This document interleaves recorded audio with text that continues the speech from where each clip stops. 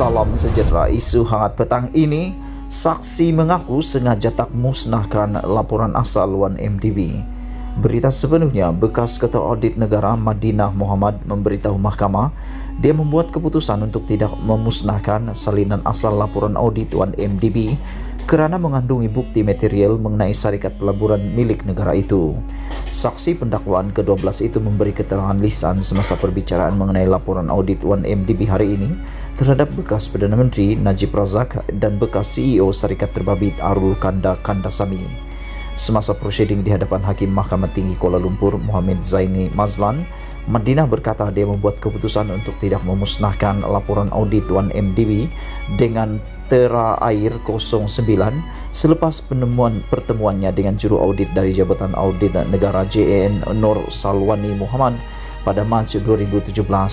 Saksi pendakwaan itu berkata Nur Salwani memberitahunya bahawa terdapat dua versi laporan audit 1MDB, yaitu salah satunya dengan Tera Air 09 yang merupakan versi asal yang tidak diubah suai. Madinah berkata Nur Salwani juga memberitahu dia menyimpan versi asal laporan tersebut agar ia boleh dilihat sebelum diputuskan sama ada perlu dimusnahkan atau sebaliknya kerana mengandungi maklumat penting mengenai 1MDB. Saya merujuk kepada dokumen laporan audit 1MDB bertanda Tera Air 09 dan saya mengesahkan ini adalah laporan audit 1MDB yang telah dimuktamadkan yang ditunjukkan oleh Nur Salwani kepada saya. Saya mengesahkan bahawa Tera Air 09 pada setiap halaman laporan menunjukkan bahawa ia adalah laporan ke-9 daripada 10 salinan yang telah dimuktamadkan. Saya kemudian membuat keputusan untuk tidak memusnahkan laporan asal ini kerana ia mengandungi maklumat material dan bukti mengenai 1MDB, kata Madinah. Jadi bukti pihak pendakwaan.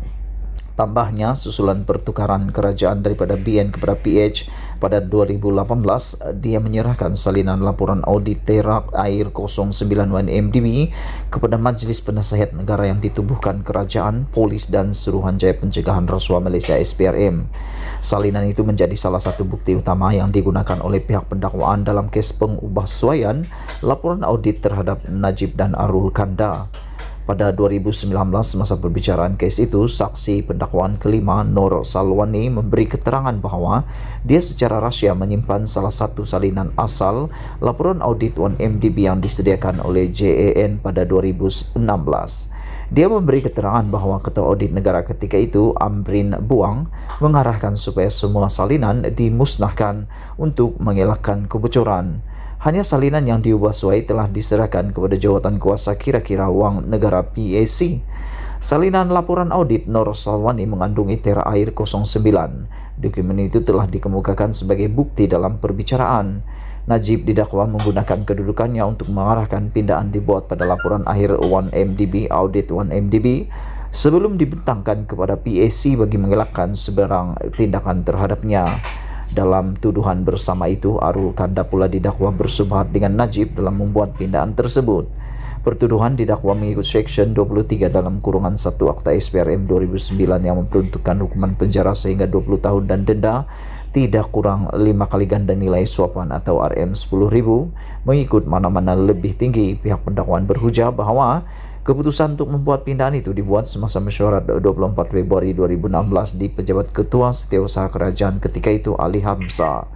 Dakwanya lagi pengubahsuaian ini dilakukan untuk mengeluarkan atau mengubah bahagian tertentu laporan audit 1MDB, termasuk menggugurkan isu kehadiran Low Tiat Jolo dalam mesyuarat lembaga pengarah 1MDB. Isu lain yang didakwa digugurkan daripada laporan audit 1MDB ialah dua penyata keuangan 2014 yang bercanggahan maklumatnya mengenai syarikat tersebut. Selain Ali, Amrin dan Arul Kanda, individu lain yang hadir pada mesyuarat itu ialah Sadatul, bekas Ketua Setiausaha Sulit Najib, Sukri Saleh dan Wakil Jabatan Peguam Negara Zulkifli Ahmad. Sekian dulu untuk kali ini. Jangan lupa tinggalkan komen Anda, tekan butang subscribe dan kita jumpa lagi. Bye-bye.